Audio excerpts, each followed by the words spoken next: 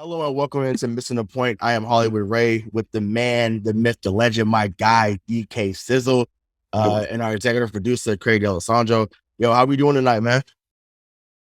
Awesome, dude. I'm so excited to finally chop it up with you on the pod. I feel like we've been trying to get a Ray and Dave show together for this entirety of the two-man format, and now we're here. Yeah, because I Thank think God. we had the three guys. So yeah, so it's That's good. right. Gonna make That's this right. happen. You know, we're gonna get some basketball, but we definitely got to start with football. Finally, the Celtics are talk aboutable. Right? Yeah. It's like exactly. There was a while there where I was just like, I'm not doing it. I'm not doing it. It's I put you. I was with you. You already know. Listen, we were out after that Bulls game. We was like, fuck it. But yeah, I would turn on the games. Yep. And I would just go through that that slow death over the course of like the first quarter and second quarter. And like, it wasn't even like we were blowing fourth quarter leads, but it wasn't even like we ever really looked like winning it the entire time during those like turgid games, and we couldn't get any offense going. The shooting was terrible. Sorry, did I jump the gun? No, we started at the Celtics. Get it all out. We're gonna. It's just hurtful. It's just hurtful. It is. The way they were playing was hurtful. Yeah. Well, no. Well, that's it. Either way, you've done this before, because that's still a good segue. So from one thing that's been hurtful to another thing that's been hurtful. So, Brian Flores, man, he served as the coach down in Miami the last 2 seasons. He recently was relieved of his duties, aka getting fired, down in Miami after going 25-24. He is now currently suing the NFL for discrimination in the hiring process. So, just want to know your thoughts, Dave. So, what ripple effect do you think this will have, after all the information comes out? Someone said to me a few days ago, it's like someone was like, "Oh, Cap 2.0." Somebody made that point, and I was like, "Nah, I don't know. Feels different. Feels super different." I feel like while they were both sort of, they were protesting different things, right? Like they were kind of taking a stand against different things. Cap was taking a stand against like systemic racism in America as a whole and police brutality, like in general, like specifically. And Flores was saying like there's hiring practices in the NFL for my job that are definitely skewed white or outright racist. And I think if anybody doesn't think that's the case, I could probably pretty quickly point to their politics on other things like life-saving vaccines and the Confederate flag and things like that. Right. I mean, at this point, it's a joke. Of course it's true. Like, why don't you just look at it and just try? I mean, you know why? Because the NFL is made up of a bunch of the owners who are just a bunch of fucking good old boys, basically, that have no intention of addressing things that don't outright benefit them. I don't know if they're racist even as much as just like completely self-interested. Or maybe they're racist, but either way, yeah, of course he's right. Of course he's correct. You see it happen all the time. And I think he was smart to be the one to take the stand, to be honest with you, because I think every sports fan would agree that when we were talking about the coaching landscape and who was available, he was the blue chip stock. He was the guy nobody understood why the Dolphins fired him in the first place.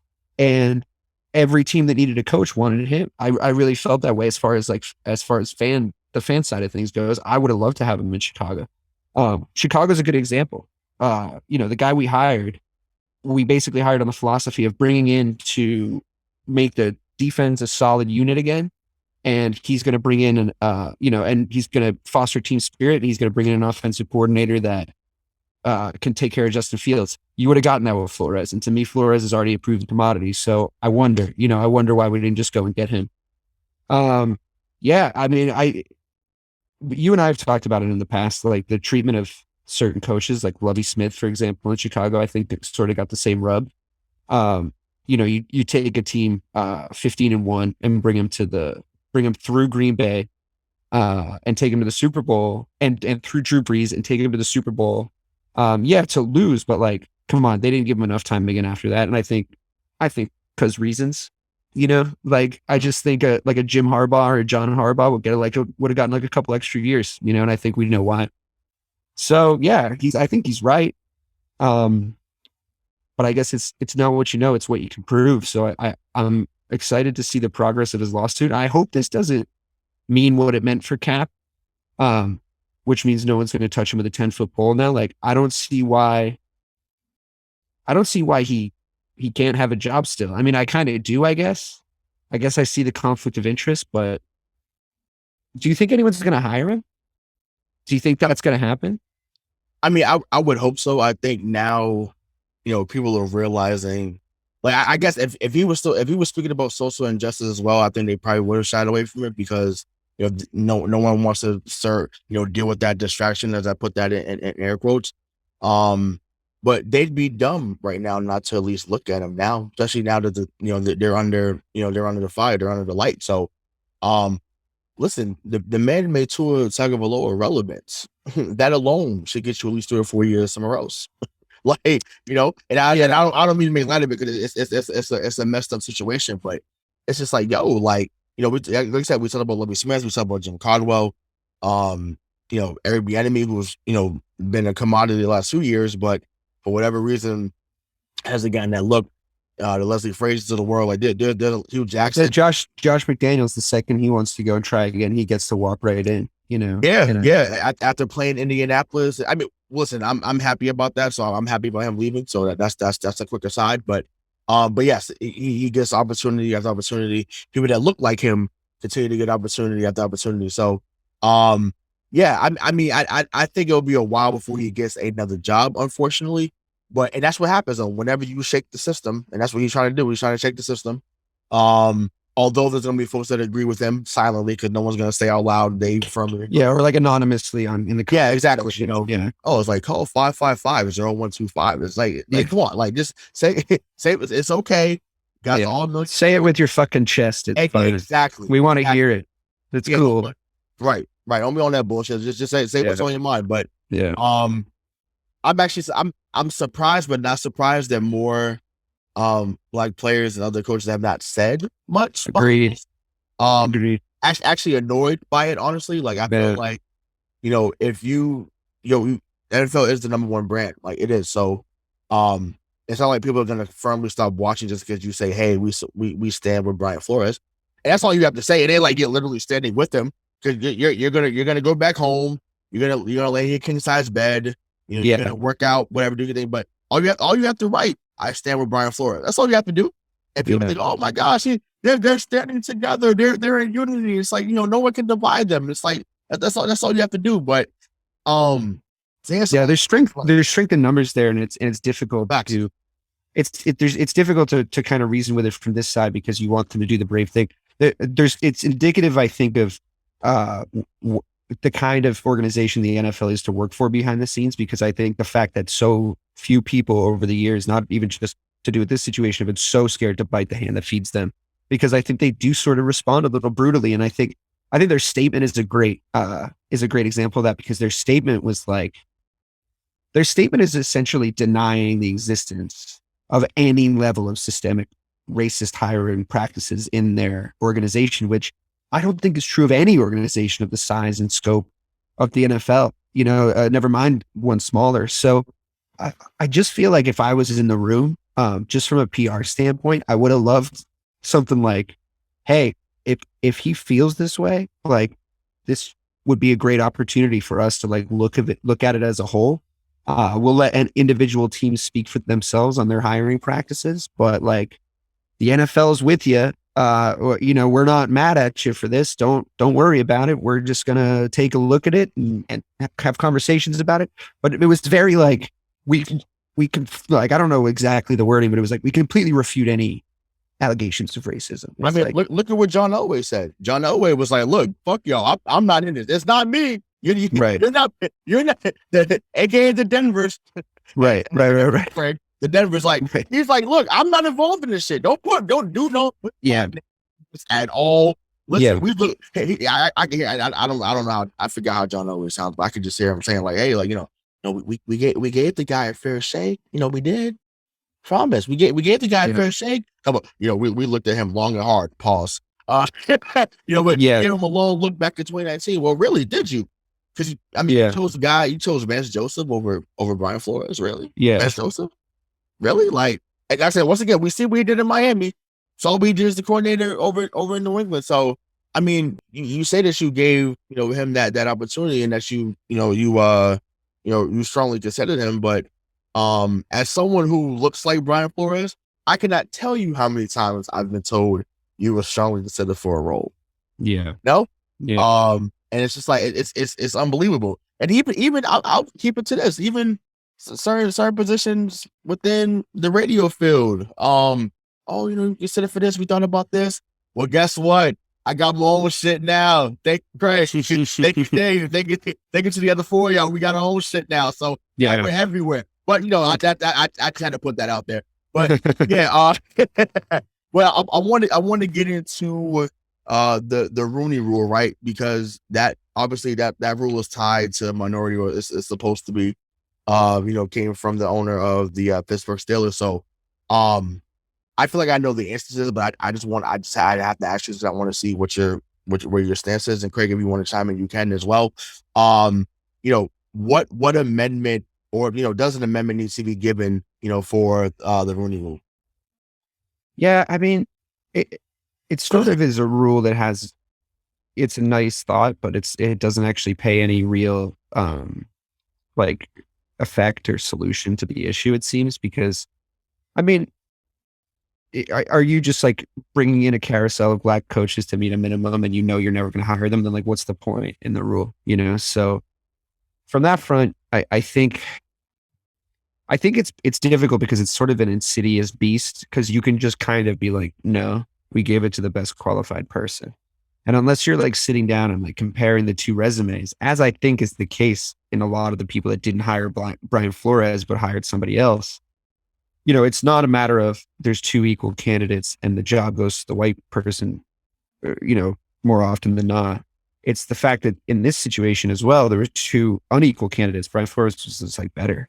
So like, I think maybe, this is a tough question. And I think it's like, maybe for greater minds than mine and like legal experts and philosophers to sort of tangle with, as far as how to make things more equitable and fair in all workplaces. But for my 2 cents, I think something in not necessarily punitive, but like instead of a Rooney Rule, perhaps like a Rooney survey of like your general hiring practices, and perhaps someone that's like very good at being a statistician and like compiling data can say like, well, this is how many times you interviewed like an equal amount of white and black candidates for roles all through your organization. And this is the amount of time you hired white people.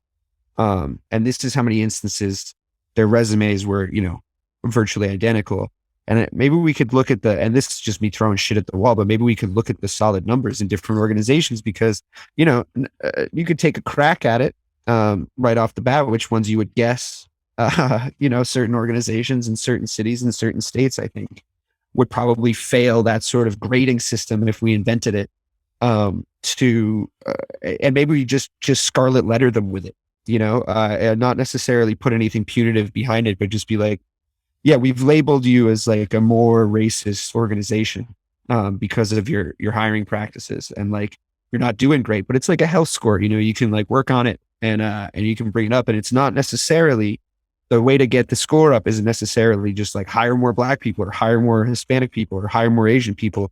It's like how you enter into the idea of hiring and confronting the matter of race and inherent bias, and how much you consider it and take it upon yourselves to be aware of it. And eventually, I think if everyone's doing that, because it is sort of a personal responsibility thing on behalf of these companies and people that run them, the more you do that, the more even the playing field is going to be, I think, which is, I think, the main goal. Everybody just getting the same shot as everybody else. And I think a lot of people on the other side of this argument would cry out racism if you just like hired more black people. So I wonder if there's a way to think about it more three-dimensionally, especially in the NFL, where so many people that are involved in the sport are people of color and they retire. And like, you want to keep them around the sport. Like that's a way to do it. You know what I mean? And it's just like, and how you treat your former players and how you treat your former white players and like, who's an ambassador for your team, and like all these different things. You could take these into effect. Now, I'm not going to do it. I have neither the time nor the expertise, but I think if somebody smart would do that, and that, story of my life, I think if somebody smart would do that, that would be a great idea. But I think that's the only way to do it. You have to shift the paradigm a little bit to make people responsible for it themselves. I don't think you can, and every person in these roles sort of thinking like, "Oh, am I doing that?" Because I think a lot of people do that, right? Like they try to check their bias at the door or check their prejudices at the door. But, sometimes it comes into play in your brain. You go like, "Oh, I think I'm doing that thing." And like, if you're at least thinking about it and being aware of it, then maybe you can actually make a change in that situation. But, yeah, I mean, I'm happy to have athletes come out and talk their politics and people involved in these organizations come out and talk their politics. I don't need them to shut up and dribble. Funny, all the shut up and dribble guys, though, markedly silent on Aaron Rodgers because he happens to share their politics. So I guess if you're only comfortable with the conversation when your side is like getting to say something, then you might be a little bit worried about what the answer is on the other side. So, I just think that's kind of an extension of what the NFL is doing in this situation. I just think they're sort of being like, we're not talking about it because we don't think it's a thing.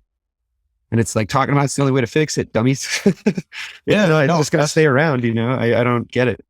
Right. I mean, listen, I don't, there's not much I need to add to that. Like that was everything that was beautifully said, what you just said. How I'm going to end that, and then I'll ask the next question. 1 out of 32 is a problem. I know. But just looking at it right there, that grading system is more complicated than that. As a teacher, that's less than 5%. Like that, it's a joke. So, it's not great. Not great. And so, especially, like I said, considering the amount of people in and around the sport at the athletic level are people of color, specifically African Americans, that, they make up a large majority of the playing staff, but not a large majority of the coaching staffs and front offices. And I mean, it just says it all right there. And like, if you read John Gruden's fucking emails, it's like maybe some people think some shit. No, maybe some people think some dark shit. Who knows?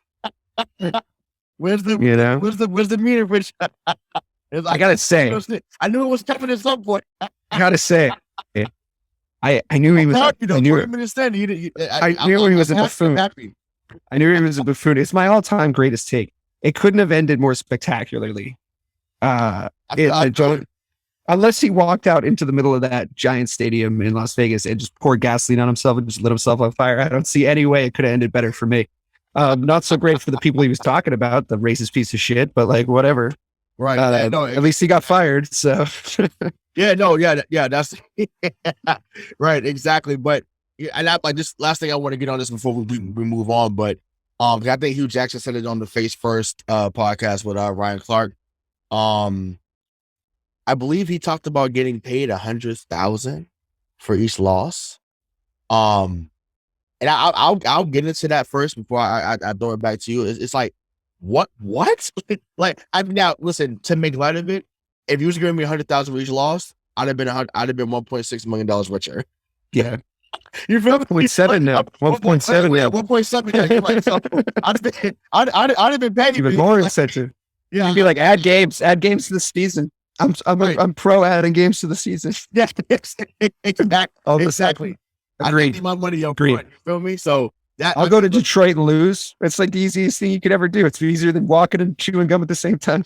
Right. Exactly. I totally would have done that. But but in the same breath, knowing that Black coaches don't get the same amount of chances, it's damn near criminal to have them, be basically sacrificial lambs for whatever season. Yeah, you're buying them out cheap, basically, right? Like, you're buying them out cheap because look at their record. Right, exactly. Yeah. So I mean, granted, like I said, we talked about Jim Caldwell a few shows ago. The man went 9-7 for a few years in a row and still got let go. So you can only imagine if someone's going 1-15, 2-14, 3-13, and thinking they're going to get an actual chance.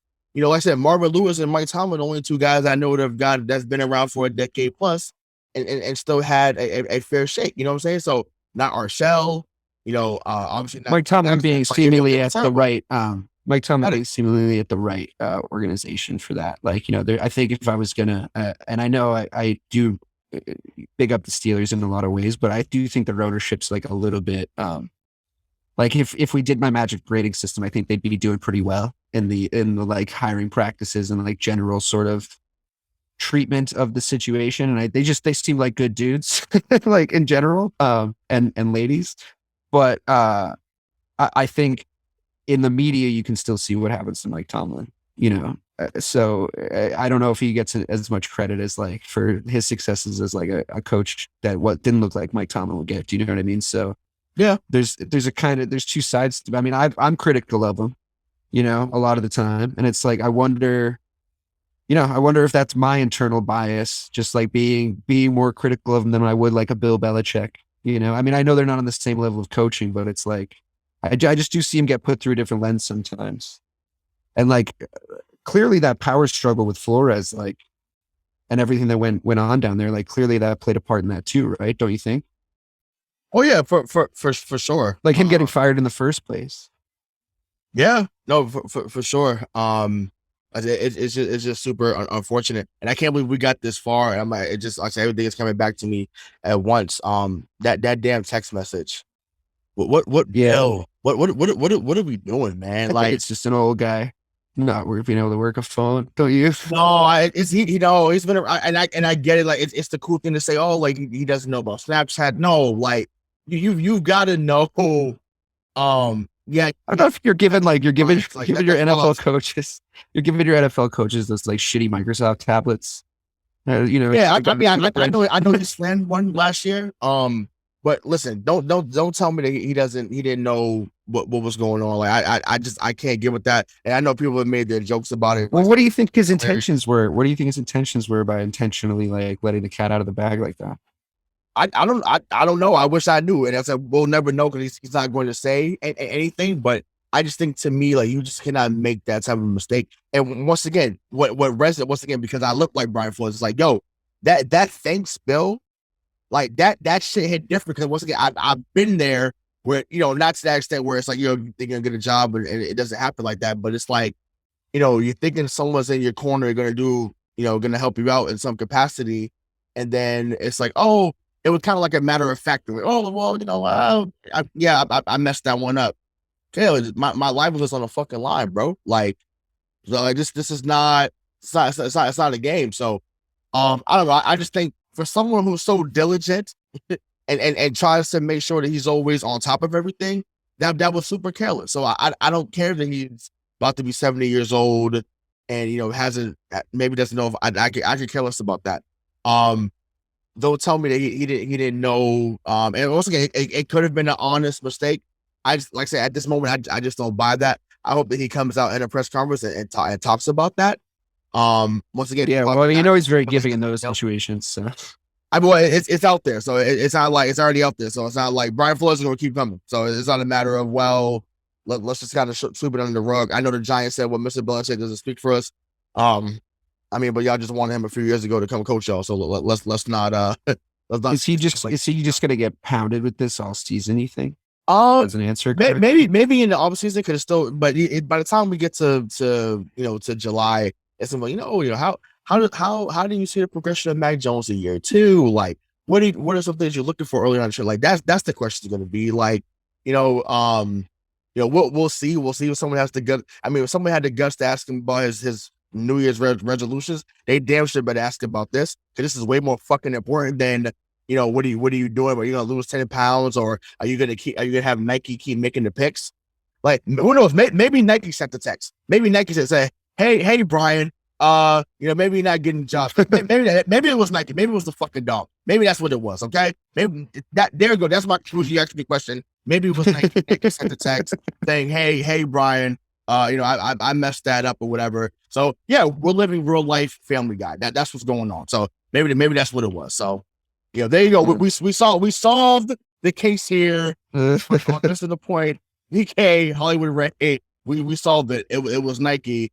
That's what happened there. So any last words on this before we get into Tom Brady?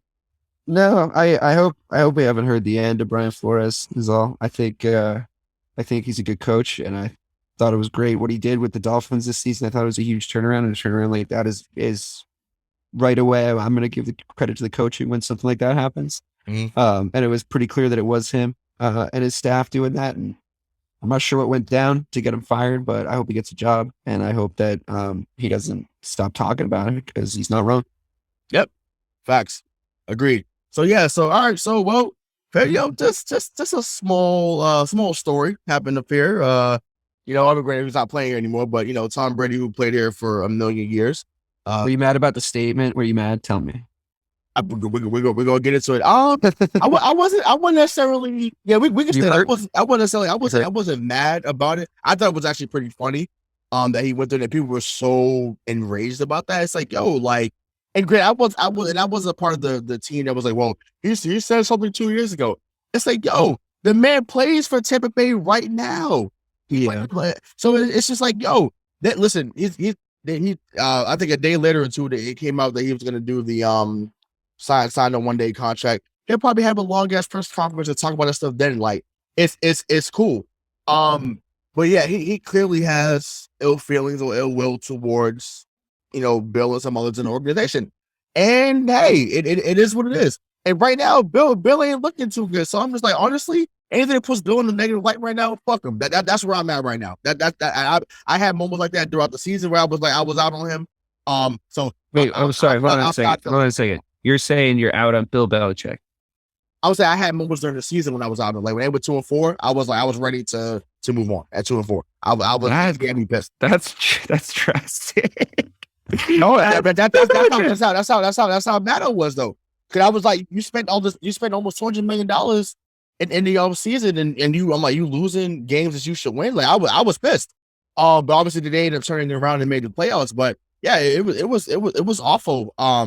Early on, in my opinion, and it reared ugly head at the wrong time once again. But that's a whole nother show for another day. But but no, like I wasn't mad. I wasn't mad about the post. Like I said, I was more mad that someone didn't give him his opportunity to go out the way he wanted to.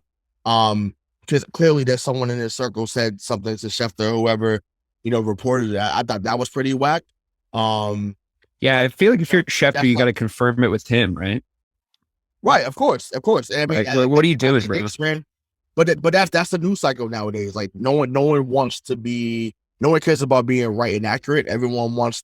I mean, not right, not accurate. Everyone wants to be right. So no one cares about the accuracy of the story. And everybody wants to be first. I think. Right. Like Schefter's. Schefter got scooped a couple of times. I feel like there was a period where he was the first to everything, like all the time. And I feel like he got scooped a couple of times, and now he's jumped the gun a couple of times. Yeah, that was bad. Him and Rappaport, those are the two guys that get, they get all the, and I think, there was Jason Locker for a while too. Like he had his moment. Yeah. So, I get it, right? So, you wanted to put out that's a huge story. I didn't think he was going to leave. Like I said, we literally just talked about it on last week's show. I thought that he was going to come back and, Thanks, Tom. Way to date the content right away. Yeah, no, it is what it is. It makes it, it was cool. It became a nice video on our TikTok page. So, so that was cool. But, but I'm like, I'll ask you, because obviously, you're one of the two non-New England fans on the show. So, now that his career is said and done, another 22 seasons, where does he rank for you all the time? Yeah, he's clearly the greatest quarterback of all time. Maybe he's probably the best football player of all time. It's not close. It's like no longer close. He was still nasty is the thing. And like, I think I know he said like he was gonna go until he sucked. And he just like really didn't suck at all. Like he didn't even drop off like 1% of 1%. Like I think he was better. I think there was the parts of his game that were better from when he was 34, and like, I think it's way more badass to go out on top like that, to basically still be, if you're starting a season tomorrow and you have your choice of quarterbacks, to still basically be everybody's number one choice. Especially with how this playoffs went. Crazy. Yeah, at 44 years old. And because it's just like, it's skill, and it's the way that he can put together a team, and it's the way that his guys play for him, but it's also he knows how to win. He's just a guy who really knows how to win. And like, I know one of your questions was, to just tie it into this, I know one of your questions was, are we judging Pat Mahomes too harshly because, he crashed out of this another title game, but like he's obviously playing at a very high level and he's still very young.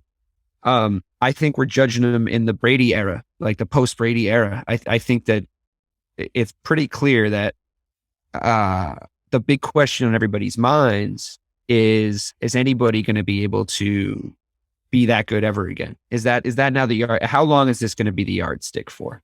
And I think there was voices kind of saying, yeah, I agree. But I think there was voices kind of saying, I don't know, man, Pat Mahomes in today's NFL, like the way that, the game favors quarterbacks and like the way that you can make these plays as a Pat Mahomes type, because he can move and he can throw.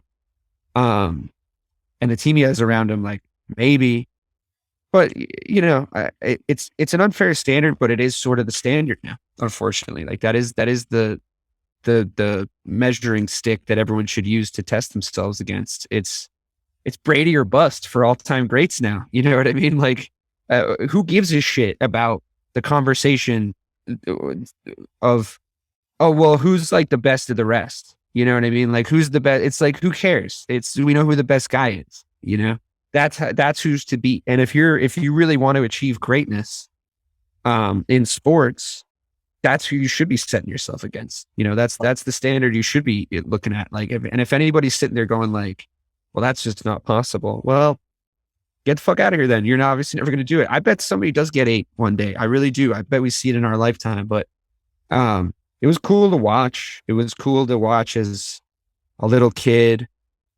from the 2001 Super Bowl. I was so young, I was like 11 years old and he just retired and I'm 31 and almost 32. And it's just like, some days I woke up mad at him because he like just fucking just destroyed the Bears. By the time the Falcons comeback happened, I was like, yeah, I mean, he's the GOAT. It's not close. That was pretty much it for me. So anything else after that was cream cheese. Yeah, of course he's the fucking GOAT. I mean, so I want to add on to what you just said right there, right? So you said it took you to the Atlanta game to realize that, right? Yeah, it's that game. Right, but which is fair, right? But that's what pissed me off about those that were crowning Mahomes after the Chiefs, after the 49ers Super Bowl. It's like, wait a minute, like y'all didn't think Brady was the guy really until he beat Seattle. Forget about Atlanta. When they beat Seattle in 2015, like so we just passed the anniversary of that. Like that's when people say, "Well, man, Ty Montana, like this guy." Like, wait a minute, like all Montana was the yardstick, right? Montana was the yardstick. That's what I'm saying. So I'm like, it took him 14, 15 years to get there. And you're telling me a guy in 3 fucking years to pass that? Come on. Once again, is he on his way? Sure, you can say that. And I get it, right? It's almost, it's because he's electric. It's because he's fucking electric. Like right. Everyone just got excited.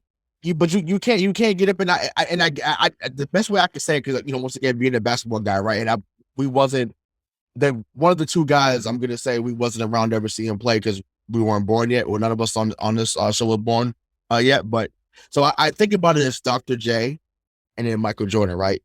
People that saw, like, I think about my father. My father has Dr. J, holds him high, probably even to Jordan, right? Because that was their Jordan. He's dunking over people, he's blocking shots, whatever, like that. That's their guy. He's cooler than Michael Jordan too. He had like for sure. Then this guy comes out of North Carolina, can basically float in the air. The man floats in the air. He's getting 37 in the game, his 3rd season, right? So just like Pat, right? Just doing, you're like, damn, I've never seen. He's got everything. He got everything. He play defense. Yeah. Like, oh my God. But it took him 7 years to get to the final. Like we only talk about his career from 91 to 98. No, like he played from 84 to 2003. That 19 year, that span, and then 2 retirements, that matters. The whole totality matters. So context matters, I should say. So that's what it is. And I get it. Listen, Mahomes is a absolute problem. To say otherwise, it's like, listen, either we don't know what's going on or you don't control. And that's fine. That's cool. But it's just like to say that in year 3 or 4, I think he's in year 5 now, said that he'd already surpassed Brady or even fucking Peyton Manning. on, no way. Yeah. I'm not a Peyton Manning guy at all. But the stuff that we saw him, come on. No, you can't say that. Numbers. Yeah. Once again, like Breeze, everyone, yeah. You want to say he surpassed them? I'm with you. He's already better than those guys, but he's not better than Manning or Brady right now. No way. Yeah, but you're talking about those. He'll surpass them eventually. Maybe. I mean, but you're talking about those seasons we watched. You know, people have such short memories. We talk about those seasons we watched like back to back, or nearly back to back of them dropping fucking 45 plus to the fucking house. You know what I mean? And it's just like, just like every week it was just like dime, dime, dime, dime. And you're just like, okay, I guess this is ridiculous, but this is how it is now. Like the game is completely different. Like Randy Moss just like running, like looking up every 10 seconds. There's a new Randy Moss highlight. I swear to God, there was times where I couldn't tell them apart, where I'd be like, wait, was that? I would like come out of the game and I'd come back in. I'd be like, oh, they're showing this touchdown again. And I'd be like, oh no, it's a new one. He scored the exact same way. Just by running faster than guys. And it's like, no, Mahomes hasn't done anything like that. Plus, he's got a ton of great skill players around him. And I'm not sure that early in their careers, they had guys on the level of your Tyreek Hill's and your Travis Kelce's. David Givens, Jermaine Wiggins was now doing radio. Christian Poirier was also. Yeah. Are you kidding me? Cut him out. Daniel. Yeah, the Pats in 2001 had a crafty special teams. You know, like they were like chippy. You know, they weren't like the biggest kids on the block. Like when Kansas City comes to town, everybody's fucking terrified, dude. And it's not just because of Pat Mahomes; it's because of the fucking whole thing that they got going on over there. So, but the thing is, it's really just Hill and Kelsey though. Like people will make it seem like it's like listen, people are not scared of. Yeah, that's enough though. No. I get you, but it's like no, but you say that, but I mean, and we can get into that next. But it wasn't enough because as soon as you shut down Hill, there was something else they could do. They shut him down and said, happen. We'll touch on that. That's true. That's true. And that's what happened. So Milko Harmon doesn't scare anybody. Pringle, but to your point about Brady, though, I mean that's exactly the point. Is that like a guy you got to not be able to throw it to Tyreek Hill and win. You like if you're Pat Mahomes and you're like trying to get to that level and you're trying to achieve that zenith. And you're trying to beat Tom Brady or even beat, like you said, even beat Peyton Manning or beat Peyton Manning. You know what you got to do? You got to find a way to fucking win when Tyreek Hill's not producing. That's just like, because I guarantee you, like, that's, I mean, to me, you know, people talk about Tom Brady's qualities. To me, the number one, far and away, best quality that Tom Brady had, and this is especially true later in his career, is that he could make plays to guys that no other quarterback in the league could make plays to. And I think, and he could find guys and make them hit their mark and run their routes and like, you know, get their assignments correct to a point where it was him making the plays. You know what I mean? It was him getting into these guys. And if you watch a different quarterback, he's just not going to be able to do that. And it's not be able to do that. No. And I think that Josh Allen has that quality a little bit too. I mean, I know he's got a lot of guys around him. What I liked about what the Bills did against the Chiefs is, I mean, obviously that game's fucking out of control, but they were just like, let's have a shootout. Like both teams just agreed, like, let's have a shootout. And it was probably the greatest shootout I've ever seen. To be quite honest. I agreed. It was unreal. It was insane. It was just like, I was like just jumping up and down. Like I've never been like that excited about a game that didn't involve one of my own teams. But you know, I think they set a good blueprint then for the Bengals. And also I think they were a little mentally scarred going in against the Bengals too. So like there is context to this kind of stuff. And I like that there's teams in the AFC standing up to them. Like no, there's teams not rolling over and being like, yeah, the Chiefs are just going to run the AFC for the next like X amount of years. Well, I wonder who's going to be their Baltimore, right? Because right. We'll get into this. Like, maybe it's Baltimore. Maybe we'll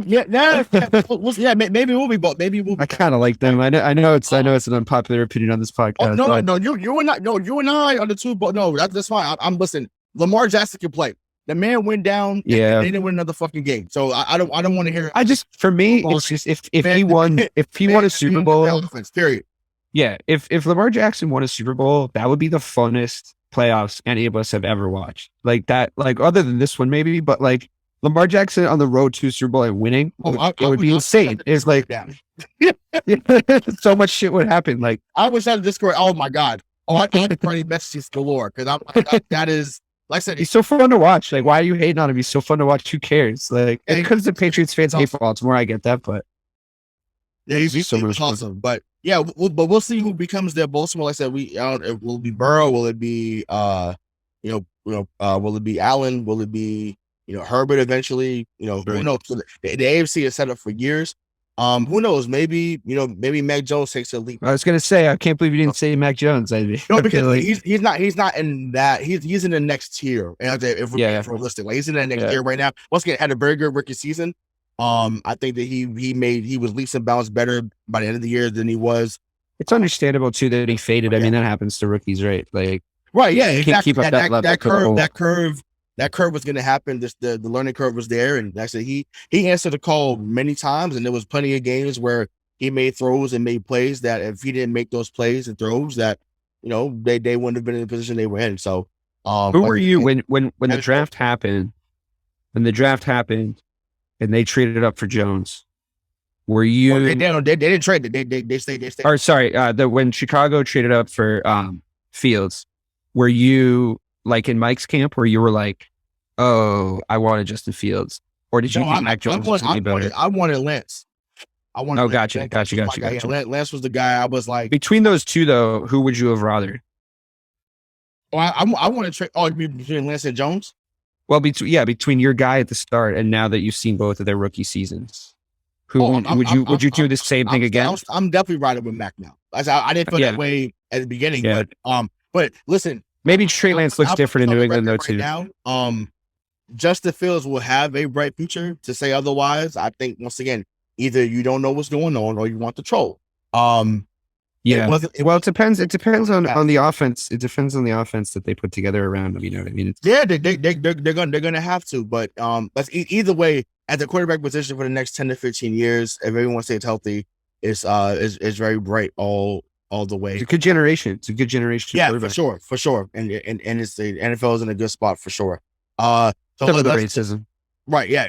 I was like, yeah, exactly. On the field. On the field. Yeah. Great point there. All right. So yeah, let's get into the conference championship game. So obviously, Cincinnati played, had beat Kansas City, and then the Rams had beat San Francisco. So, we talked a little bit about Joe already a few moments ago, but what did you learn about him, and what did you learn about that Bengals team as a whole on Sunday? I think like I said, I think there was some context to their win. I didn't think that the Bengals, the way that they won, I'm not taking anything from them. I really like Joe Burrow. I've become a very quick fan, like a lot of people, I think, around the NFL watching world, since he's sort of stepped up this season. And I feel for the guy too, because I think we all fell for him, and we talked about it a good amount on the show last season. That was a tough injury, and he was having a good year. I think he's super fun. I think he's got a good head on his shoulders. I like the way he carries himself. I think he's a really good quarterback.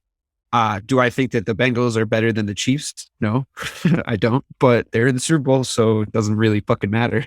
Do I think that they're gonna beat? Do I think that they're gonna beat the Rams? I do. I do think that they're gonna beat the Rams because I like it. I think it's just been like this quarterback war this season, and like a lot of crazy shit has gone down in the postseason, and especially in these conference championship games that we're talking about now, and the round before it too was also fucking bananas. But I just feel like it's in its purest form. A lot of these games have come down to who has the better quarterback in like a very pure sense this season. And I think there's been a lot of cool quarterbacks to like kind of follow. And to me, like Stafford has just been a bad guy since the start. Cause I'm just so mad he's going to the Super Bowl because he's just not that good. He's just not that fucking good. Like he's not that guy. And if he wins the Super Bowl, it's going to be Eli level. It's going to be an Eli level ring, it was asterisk attached. He put a better numbers than Eli though, but we'll get into that. Sure. But I think that let's be honest here. And I'm not trying to sound bitter because I know I hate Stafford, but he's here. He's here because of the most boneheaded defensive call of the entire playoffs. And maybe, I can't think of all of them, but the most boneheaded defensive call of the last like maybe 10 playoffs. Cooper Kupp has the season he has where like, I can't think of a wide receiver who I would have rather had this season, like if, fantasy wise, just putting up numbers. I don't know who you'd rather have than Cooper Kupp this season, just on the math. Right. So why are you letting him go single coverage over the top with the fucking game on the line after your quarterback, who's also happens to be, like we just talked about, the greatest of all time, and just like dug you out of a fucking hole in one of the best playoff comebacks of all time. And then you just let Matt Stafford of all people like throw over your fucking head. Like, aren't you embarrassed? Like, and it wasn't even their only bad call of that game on the defensive side of the ball. It's like, dude, please just put you guys on Cooper Kupp. Like, please just put you fucking guys on Cooper Kupp at the end of the goddamn game. Like, what?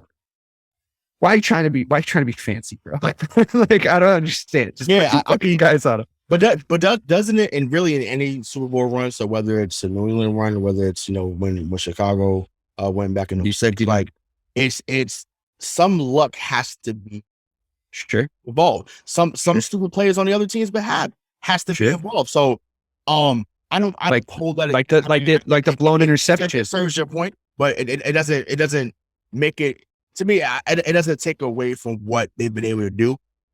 Yes, I know they got there with Jared Goff. I get that. But to me, it's not even close. I feel like, to me, the impact was much better. And obviously, as we saw what happened in okay, he's better than Jared Goff.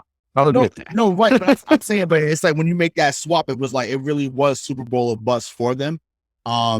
Because they have everything else there. It did seem like a very, very good fit when the trade happened. It seemed that like there was some pixie dust about it a little bit. But when you have your guy Leonard Floyd, when you have Aaron Donald, when you have Ramsey, obviously you had Kupp, you had Robert Woods before he went down and got injured, and obviously with the addition of OBJ, who was nothing but a model citizen there in LA. Von Miller, you add on to the defense. So that was a great move too. That was risky. Yeah, for sure.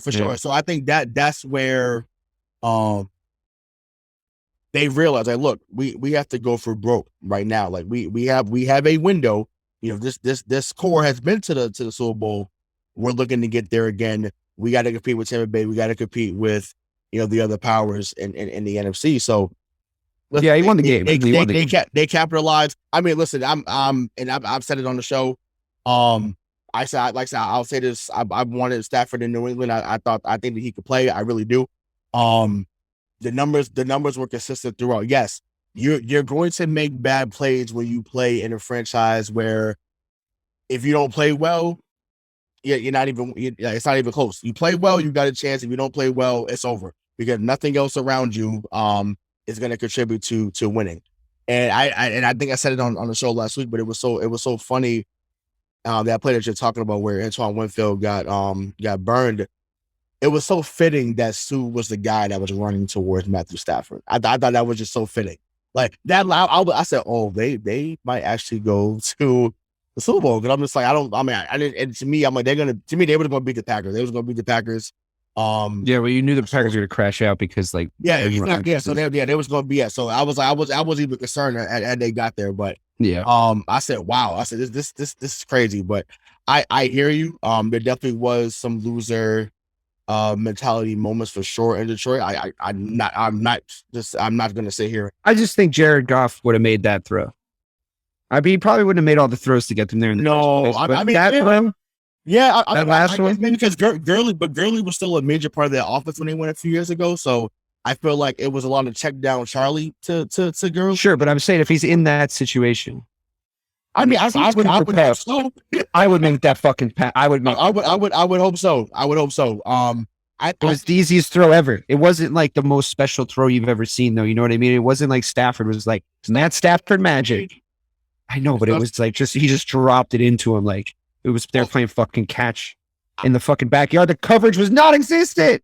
Oh no, I make him work for it. Right. No, let's continue with that. Right. So remember a couple years ago in the Super Bowl, Jimmy G has a similar throw. If he hits Emmanuel Sanders in his chest, it's ball game. And Jimmy G there was nothing around him but palm trees and if you want to get a chance to get lemonade, he could have got a sandwich, all that. I remember. Yeah. Jimmy G overthrows Emmanuel Sanders. It basically, that's all she wrote. That's the ball game. All she wrote. So you still got to make the throw. Yes, what the difficulty or degree of difficulty matters.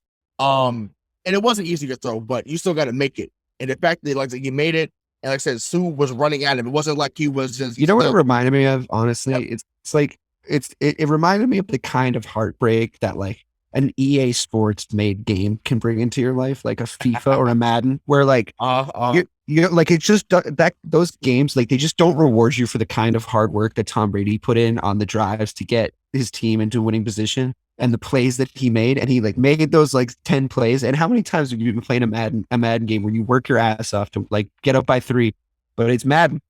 So there's like 36 seconds left on the clock, and some motherfucker's just going to make like a very easy pass over your head because like your guys don't do what you tell them to do. And then it's just bloated. You just want to kill yourself. It happened to me, man. It happened to me. Yeah. This is when Philadelphia was good back in the day, on Madden. So just like the McNabbs, Pinkston. See, it's so painful you remember. Yeah. Like a McNabb level. This is the Westbrook Deuce Staley days. These guys were a problem on Madden, and so I'm throwing it all over, baby. I'm like 6 yards there, and then playing against the Rams, and he had Russell Falk back there returning kicks, and he ran it back off me with 5 seconds left. Their kick returns, dude, they were broken. They were broken. It was a oh my god! I almost finished out the window. I was so bad. Oh my god, that's so upsetting. It's so upsetting. I'm upset for you. Yeah. Oh god. I said it was. Yeah. Nobody knows the pain unless you've been there, dude. Yeah. So me, you, and Tom Brady, basically. Me, you, and Tom Brady are all in the same boat.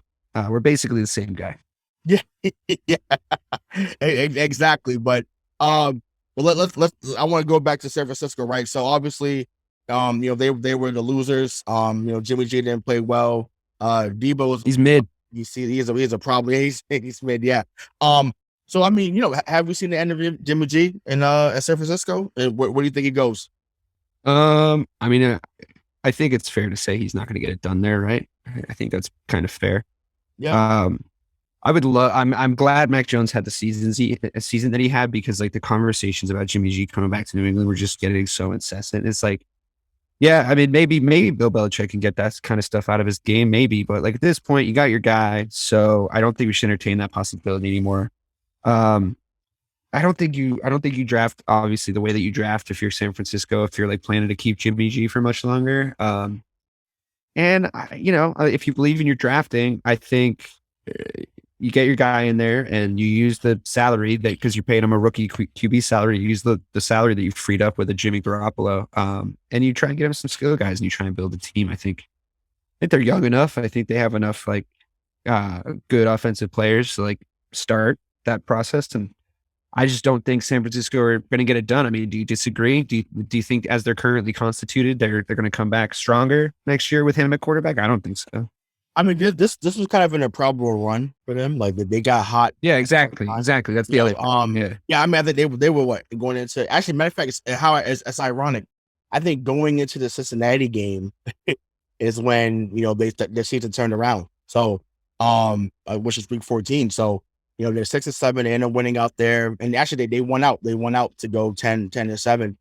And so that's okay. This might be a team that no one wants to face, and that's what happened because they beat 2 teams that I think they should have lost to. They were that coming into the playoffs. That's fair enough. Yeah, I think we all said that. Yeah, Elijah Mitchell was great. Debo Samuel is to me a top 10. I felt so bad for him. He tried his ass off, team.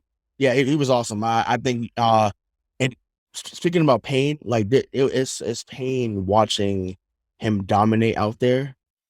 And this bum N'Keal Harry still has a job in the NFL. I know, it's bad. There's no bigger pain that I feel like I will scream, or not even scream. I will cry tears of joy when I hear dun-dun-dun, dun-dun-dun. The only pictures ever released N'Keal Harry after winning. And I'll say emergency pod, Craig. Emergency pod, I could need that. Because he got released. Thank God he got released, But yeah, Debo was awesome. But yeah, I think, like I said, they have to continue to build through the draft. And I'm not sure, even though it's California, people are not flocking to San Francisco.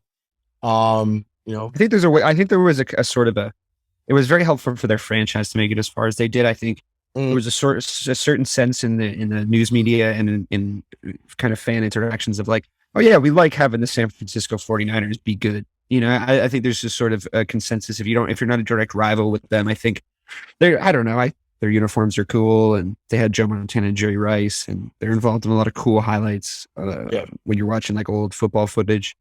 It's a cool city, and it's in the state I live in, so it's all I know a few people that are happy when they're good.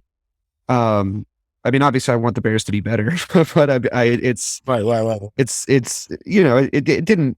And then there was when they were good in our era as well. When they had the Warren Sapps of the world. And like they were still kind of knocking around, and they've been gone for the last few years trying to build something. And I think they have a good young team, and I think if they just like commit to that youth, I think and like you said, build through the draft. I think the future is bright for them, and I think it was good PR for the franchise as a whole. Yeah, I mean, I said that the NFC West is scary, so it's like that's true. Trey Lance better develop, because if not. But sometimes that's where the best QBs are made. You know what I mean? When there's teams. Oh, sure. But I mean, Kyler Murray's ready. Like I said, obviously, Stafford's obviously elder. Well, no, I know Russell Wilson's older than I don't think he's going to be there next season. No, I don't think so either. I got a weird feeling about that. I think he's going to go. Maybe he's going to go to like Miami or something. Yeah, maybe he goes there. Maybe maybe you guys give him a call. Who knows? I don't know. You got to play Justin Fields. You got to try to. Right? You can get Russ. It's not like he's 41. He's only 33. So it's not, does it make Justin Fields better? Does it make him better? It should. Yeah. I don't think. Once again, I mean, granted, I know Aaron Rodgers is not the best example, but the fact that he got a chance to sit behind very far for 3 years, that absolutely helped his career. And the fans, if he was to say otherwise, I'm like, you're lying. Of course. Yeah, so it helps. So, I think a year or two on the Russ would be cool, but I at the same time, if they want to stop that clock now and getting, Fields out there, or any other young quarterback that's in the NFL out there, I totally, understand. But yeah, I think Miami probably would be that place. I think, those days in Seattle are over. Yeah. Seems like it. Right, but yeah, any last words on the title games before we get into that Celtics talk? Who you got? Who do you have? Who do you have for the future? I'm going with the Rams. Like I said, I think the Bengals are the better story. It sounds like it. I love that. Yeah, I can't wait to chat with you on Super Bowl. Oh yeah, for sure. It's gonna be great. See where we're at. I'm glad we had this conversation. Right. Yeah, exactly. Not to be able to record it's going to be out everywhere, right? But all over the TikTok that Craig is cultivating. Oh my God, a worldwide phenomenon, crushing, becoming a phenomenon overnight. You just love to see it. Overnight, it's taken forever. They're fucking been talking to each other in the microphones for like the better part of 2 decades. It'd be our TikTok will grow a lot faster if we had a girl on the show that could shake it a little bit. But unfortunately, we are. That's why we've been telling you to sex it up a little bit, right? It wouldn't kill you to put some lipstick on. Jesus Christ. Never take me anywhere nice anymore. Yeah. Yeah, you don't love me like you used to. Oh my God. Remember when we first got together, the sparks were flying? Right, yeah, you feel me? Yeah. All right, so well, that being said, let's get into some Celtics talk, man. So we kind of started we prematurely brought it up because we were so excited that they have actually played. I know. But yeah, so now, obviously we are now at the beginning of February, but last month they closed on a great note. They went 10-6. And now they're currently 3 games over 500 for the first time all season. So yeah, what has started to go right in your opinion, for the Celtics team? I don't want to say I thought that they were kind of thereabouts at like how to win, but like obviously it was a mentality issue. Like obviously the first thing that needed to be addressed from the middle of last season, maybe even a little bit before that, till now was leadership, mentality, decision making, all the stuff that exists sort of in the mind of a basketball team, the hive mind of a basketball team, I thought was just wrong. And it seems like to me, basically all we know is what we're kind of hearing from the locker room, but I think we've been sort of oversaturated with Celtics locker room messages over the last 2 years where it's like, no, we got together. It's going to be fine. There's been a lot of that. So like, it's more of like I'll believe it when I see it type thing. But I did like, that last week, I think it was last week, that it was Al Horford was the one to come out and be like, Jaylen Brown's really emerging as a leader in the locker room, and he's like really like taking control of the inspiration of the team and like trying to get the guys locked in. I'm paraphrasing, of course, but I like that it was Al, because Al's like not going to just tell tales out of school. You know, if he's saying that, he's saying it for a reason. Right. So I think mentality wise, they've got it a little bit locked in. I think we're starting to realize like what personnel can produce on the floor as the team is currently constituted and which ones can't. Case in point, I was a fan of Schroeder when he came in. I know Celtics Twitter immediately turned on him. And it looks like he's on his way out the door. You know, it didn't work out. I agree that it didn't work out. I think he'll be a successful role player somewhere else. I don't know if this is the team for him. I still think, yeah, it's nice that things are starting to go right, but well, let me throw the question back to you. Do you think that, are you happy with the personnel still? I feel like there's some wholesale changes that needs to still be made. So maybe not wholesale. I think, I felt like wholesale changes early on. I felt that way. Yeah. I think now maybe it's more of a minor tweak. So I wanted to trade everybody multiple times this season. Yeah, I wanted to trade every single. You and I both. So that's not, I will not shout. I feel you. But to answer the question I asked you about, what is going right? I just think it's maybe the reemergence of Tatum Brown. Because usually it's either or. Right now, they're both saying we're the two best players on the floor. You cannot guard us. And it's about time. It's almost like they had to realize it, because it's like sometimes you could feel it. They weren't playing together. They weren't spreading the floor the way that they can spread the floor. Because they're both long and they're both quick. And like Jaylen Brown makes really crafty runs, like, behind the basket and like through lanes. And Tatum is like so dangerous everywhere he goes. So they can complement each other, if they try. Now we're seeing that though. I think Jaylen's inability to stay on the floor is an issue when it comes. Well, yeah, health is always going to be a factor. But to me, the number with them is the five. Is 5, right? And what I mean by that is the 5 assists or more. I think it was last time against Charlotte. As we recorded on a Thursday, I think Tatum had 9 assists. Brown. I'm looking for 8 assists from Jason Tatum. That's what. That's on the higher end. I don't see that happening. That's the goal. That's the playmaking goal. I want Jason Tatum to get to. I'm not asking for Rajon Rondo like double-digit assist numbers every single night. I'm asking for like on the higher end, and if your scoring is in the 23 to 26 range, that's fine. Yeah, that's okay. Like that's the complete package of Jason Tatum to me. And like, yeah, can he go for 30 or 40 or 50 or 60? Sure.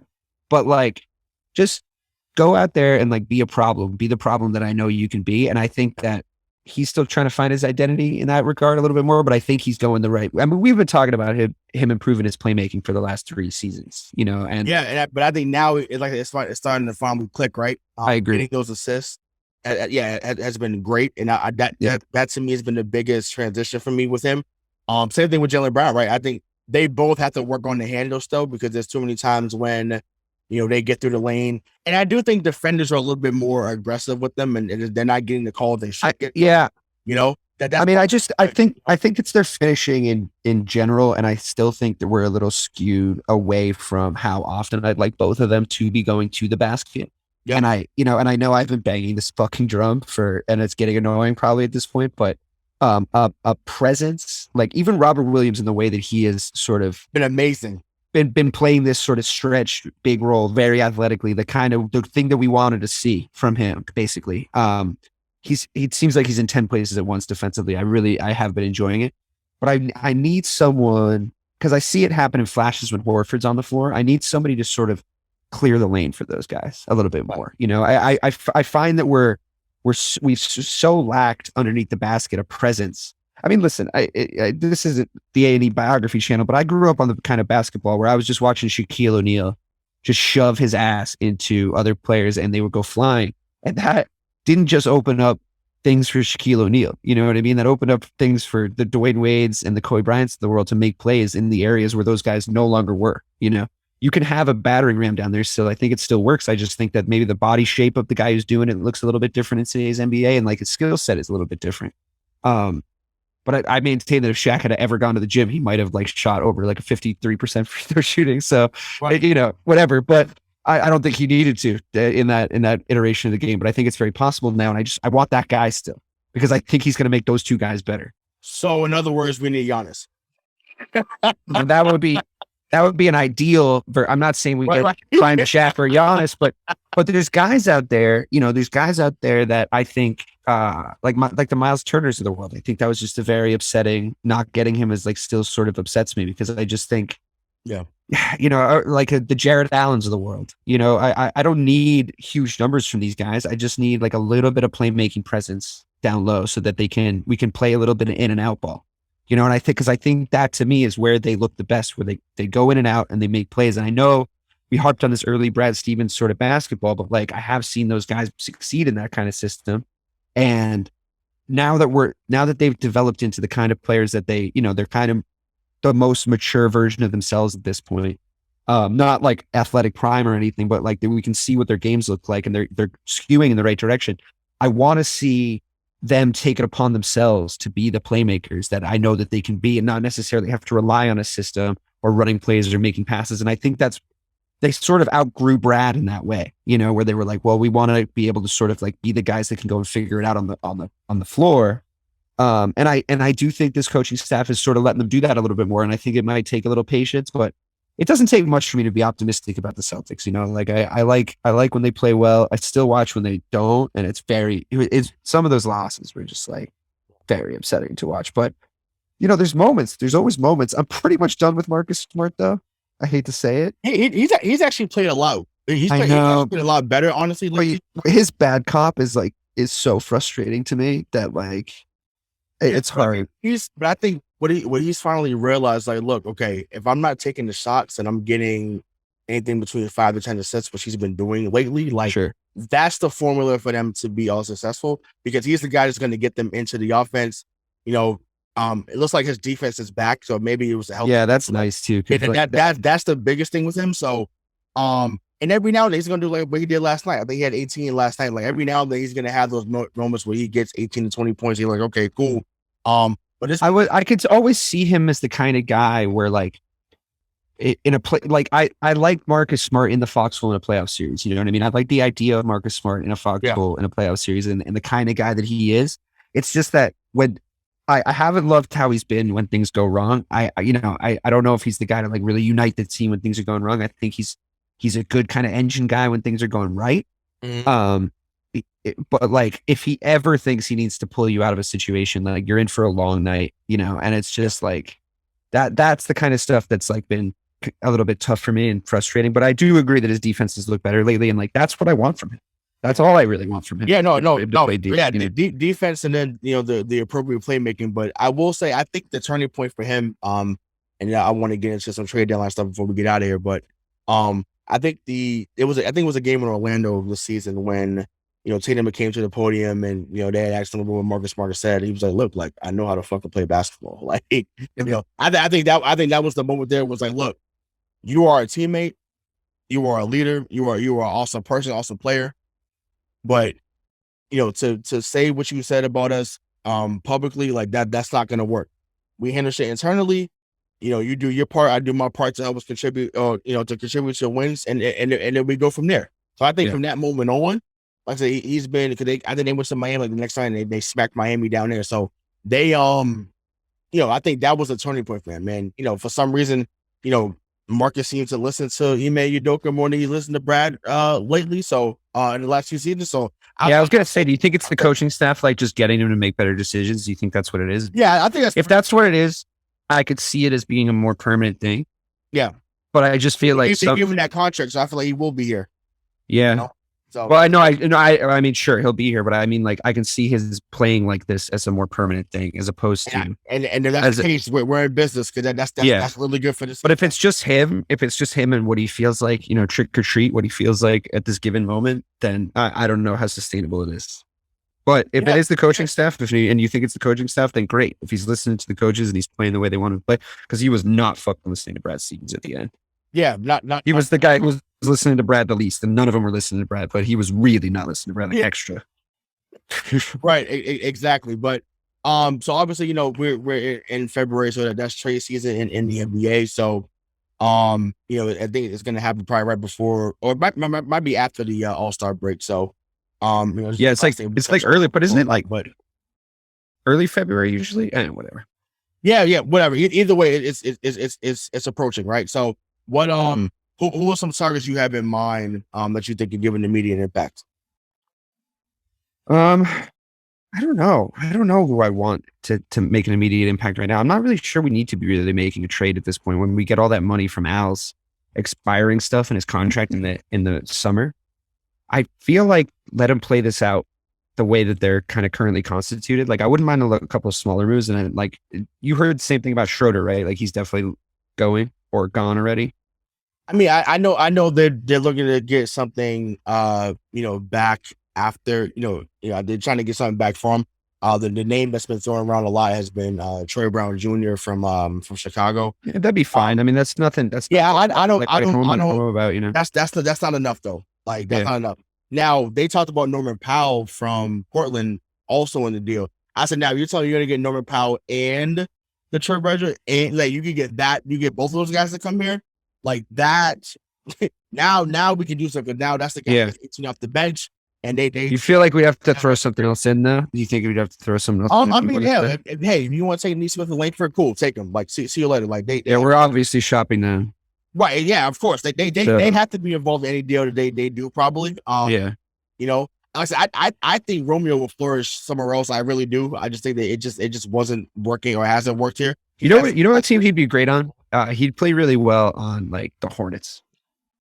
Yeah. You know, like that's become Celtic South all of a sudden, obviously, with all those guys that we had down there. Yeah, I think I just think like the kind of contributions they ask for from the guard position is just like exactly what Romeo can do, like off the bench for you. Yep, and he'd be playing with the right guys. I agree. Yeah, and I just think it's like he's not like the problem with this fucking city, you know, specifically in basketball. It's like if you're not a good fit, you're not a good fit. There's like nothing. It just is what it is. You know what I mean? I agree. I think he's still got a lot of potential. I've been done with them here in Boston for quite some time. Yes. Well, I mean, like I said, I know for me, obviously Harrison Barnes has been, you know, he's become the new Larry Fitzgerald. You know, remember Larry Fitzgerald was supposed to come to the Patriots for like a million years, and that never happened. Harrison Barnes is becoming that.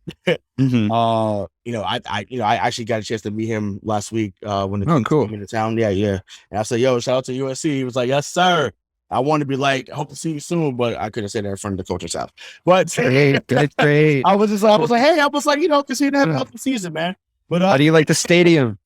And I would never try to recruit. I'm like, yeah, he's like, yo, you know, what do you do around here? I'm like, yo, yeah, you know, you can do this, you can do that. I'm like, you know, you can request a trade. Little like that here. Whatever you want to do, man. You know, you can. You can achieve it right here. We got the best clam chowder. Whatever you want here. We got the best clam chowder. Exactly. So you know, it's cold in the wintertime, and sometimes when they have some coat layers on, you can kind of convince yourself. But like, it is what it is. Yeah. Got a lot of character. They've all got a lot of character. Let's tell you what's on their mind. Yeah, exactly. I feel you. No, Harrison Barnes, like I said, Norman Powell, you know, obviously, even someone like a Rayshawn Holmes is also in Sacramento. I think he's someone that could be a really good fit here. Yeah, that'd be cool. I like him. Honestly, this is kind of an out of the box name, but this is not a name that's been out there. I just think that he's kind of calmed down, so he would be able to help us. Actually, it's actually JaVale McGee. I think JaVale McGee would be awesome here. I would love that. You know, I would love that for obvious reasons. Yeah, you know what I'm saying? I listen, he's come a long way from the Shaq and the Fool days. Like, I agree. Managed really well. So, I would love to have someone like him here in the city to back up Rob. 100%. Yeah, but you need that type of guy. But yeah, who knows? Maybe they go get a stretch forward. Maybe they talk to Houston about getting like that too. Christian Wood and Eric Gordon maybe should be a top target. Maybe. I don't like Eric Gordon. Well, I mean, Eric Gordon's older, but it's like, you know, someone that can get you 15 to 20 when, you know, someone's struggling offensively. That's more of the same. That's more of the same stuff, kind of trash we've been bringing off the bench for the last few years. Don't you think? Yeah, I mean, that could be true, but I mean, if you're attaching Christian Wood to that, who, when you talk, you made your point about Horford saying that, you know, we've seen it a few times with Horford, like we would see a lot more of Christian Wood on the floor because that's true. Someone that can shoot the three, he's going to rebound really well. What's his contract look like? Do you know? 3 years, 42 mil. So basically, it'd be the same numbers out next year. So you could do it. Yeah. You know what I'm saying? Yeah. So if you want It's a little high. Horford, Neesmith, Langford for those two, like I'd do it. You know, I'd be right there at Logan with a sign saying, "You got to save money on that." Don't you have to save money on that Horford contract? You have to, right? You like that's the whole point. Yeah, that's why we got it. Eventually, you know. Yeah. I mean, I know we want the sister on the show. You know that is a change, but just business, man. We got pissing all the fucking women in Boston off. Oh my god! Save me, Craigulus. Save me. This is business. Save me. Definitely cut that part out, though. I didn't even mean it. I was just being an LA snob. So it's all good. So we'll close on that before we get into any more trouble. So for DK, Sizzle, I'm Hollywood Ray. This has been another episode of Mission to Point, and we'll see you next time. Peace.